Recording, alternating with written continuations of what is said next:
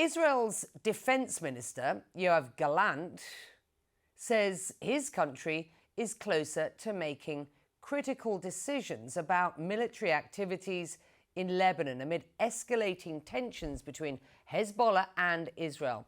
Now, Mr. Gallant made the comments to US Special Envoy Amos Hochstein on Tuesday, according to a readout. It comes a day after Hochstein made these comments in Beirut as he met with senior Lebanese officials to try and find a diplomatic de-escalation. There is no such thing as a limited war. Escalation will not help the Lebanese and Israeli people return home. Escalation will not resolve this crisis. And escalation will certainly not help Lebanon rebuild and advance forward at this critical time in Lebanon's history. But a temporary ceasefire is not enough. A limited war is not containable.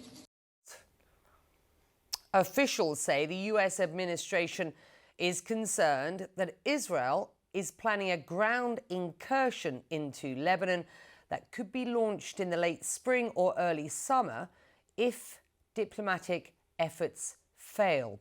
CNN's Paula Hancock joins me now live. Paula, what do you have? Well, Becky, the fact that the US Special Envoy was in Israel today, Tuesday, he was in Beirut on Monday, really trying to talk both countries back from the ledge, pointing out how difficult it would be to try and contain any kind of what he called, quote, limited war between the two. And the US certainly is concerned that the diplomatic solution may not be enough. Right there, Siva. The voice of a child narrating the sounds of conflict. Israel's Iron Dome blocking another barrage of Hezbollah rockets. Billows of black smoke have become an almost permanent fixture on the horizon of the Israeli-Lebanon border. Near daily exchanges of fire, Israeli strikes pound parts of southern Lebanon villages. Homes have been reduced to rubble, buildings burned to the ground. And tens of thousands of Israelis remain evacuated from the border, out of reach of Hezbollah rockets. Escalating tensions over recent weeks between Israel and the Iran-backed Islamist group Hezbollah, one of the most powerful paramilitary forces in the Middle East, are sparking increasing fears of a wider regional conflict. US administration and intelligence officials tell CNN they're concerned Israel may be planning a ground incursion into Lebanon in the late spring or early summer. Israel's defense minister warned even if there's a temporary ceasefire in Gaza, it will continue and may even increase its attacks against Hezbollah. Hezbollah chief Hassan Nasrallah said their rockets would stop once a Gaza ceasefire is in place. For the past few months, strikes have focused fairly close to the border region.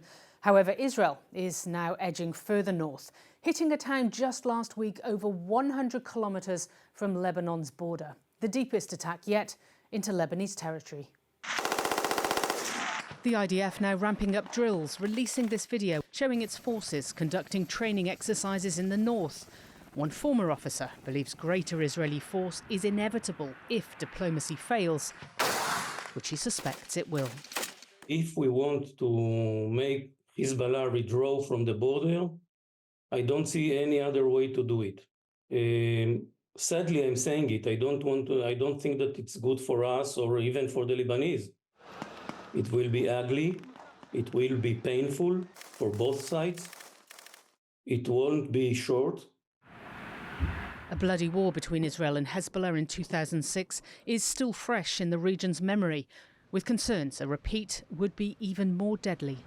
This is Hezbollah 2.0. We don't know what Hezbollah is capable of today. No one. This is a very secretive organization. And we can already see it has way more sophisticated anti-tank guided missiles, for example, and much more sophisticated drones. Saad says that while Hezbollah may be war averse, it is not afraid of war. While some in Israel's war cabinet appear keen to use a truce in Gaza as a chance to sharpen focus on its northern border. And nearly 200 have been killed in Lebanon since October. There's some 90,000 displaced on the Lebanese side of the border and about 80,000 displaced on the Israeli side. Becky? Paula Hancock's on what is an extremely important story. Paula, thank you. Well, the UN's main agency in Gaza, UNRWA, is accusing Israel of detaining and mistreating its staff members. The agency's spokesperson said on Monday that staffers have been coerced by Israeli forces into giving, and I quote them here, false confessions about the organization's alleged links to Hamas. She also accused Israel of spreading misinformation as part of attempts to dismantle the agency. Well, meantime, its chief, Philippe Lazzarini, says his organization is facing a financial crisis. The UN says 16 nations paused funding to UNRWA after Israel made allegations that some of its staff was involved in the October 7th attacks. Now, those donations total about $450 million. Well, getting more aid into Gaza, according to the State Department, is at the top of the agenda of the discussions between Biden administration officials and Israeli War Cabinet Minister Benny Gantz, saying not nearly enough aid is getting to the besieged enclave. We continue to push for a temporary ceasefire through a hostage agreement that would allow a massive surge of aid into Gaza and ease the distribution problems that are currently hindering humanitarian efforts. Now, let's be clear. What goes in and out of Gaza is at the behest of Israel, including humanitarian aid. The Israeli government has thus far refused to open more crossings for humanitarian aid going into Gaza, which is why you're seeing more and more airdrops of aid falling over the Strip. Just over the weekend, the US airdropped humanitarian aid into Gaza for the first time since the war began nearly 5 months ago, calling it a success. 38,000 meals flew over Gaza's coastline, but for over 2 million people at risk of famine, that is just a drop in the ocean, quite literally. Some humanitarian organizations criticize the move, pointing out that it is an ineffective way to deliver aid. And in the US Capitol, what looked like hundreds of protesters gathered outside the Israeli embassy, calling out what they say is US hypocrisy. Out of all the options the US has at its disposal to end this tragedy, that's what they chose to do. We're dropping some food, and we're dropping the bombs and the tanks and the bullets and everything else at the same time. That's what he's got to do. Stop sending the money and the weapons. And if there is any one country that can apply pressure on Israel, it is, of course, the United States. But despite Washington seemingly changing its approach towards its ally in public, at least one thing remains unchanged. It's unwavering military and financial support. We support Israel's legitimate military campaign, consistent with their national humanitarian law, and that's why we continue to support them militarily. Since the start of what so many people have described as this horrific war, President Biden has bypassed Congress twice to make emergency weapons sales to Israel. The United States has vetoed 3 UN resolutions calling for a ceasefire in Gaza. In a rather rare rebuke of Israel, Vice President Kamala Harris called for an immediate ceasefire, words the US has thus far preferred not to use, just not a permanent one. People in Gaza are starving.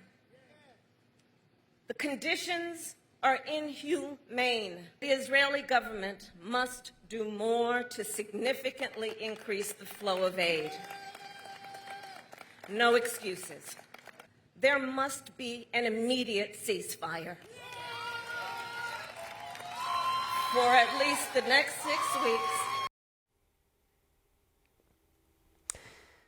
Well, it's been 5 months. Over 500,000 people are one step away from famine. Tens of thousands are displaced. Thousands of children who are barely surviving have lost their parents. What will it take to end this?